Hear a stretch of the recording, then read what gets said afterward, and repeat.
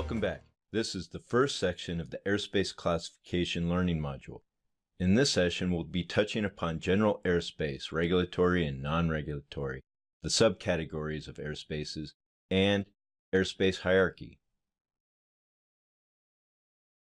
The National Airspace System is the common network of the United States airspace, which includes air navigation facilities, equipment and services, airports and landing areas, aeronautical charts, information, rules, regulations, and procedures, and most importantly for this section, regulated and non-regulated airspace.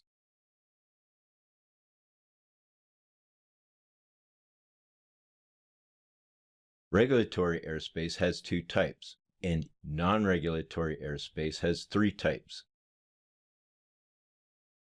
Regulatory are Class A, B, C, D, and E. Note that Class G is not controlled. For these controlled and regulatory airspaces, think ATC for authorization.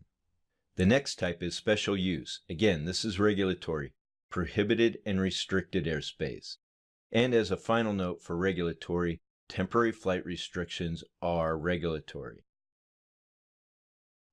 There are three types of non-regulatory. The first one is special use. Yes, we did say regulatory in the previous slide, but it's also non-regulatory for these particular types: warning areas, military operation areas, alert areas, and controlled firing areas.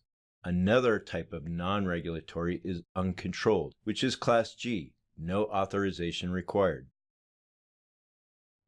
And the last type of non-regulatory is other airspace.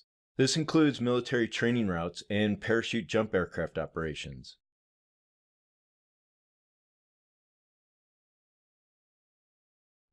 Alright, you should know that there are different classes of airspace, but we need to know that airspace has hierarchy, and that each airspace class has a priority over another class of airspace.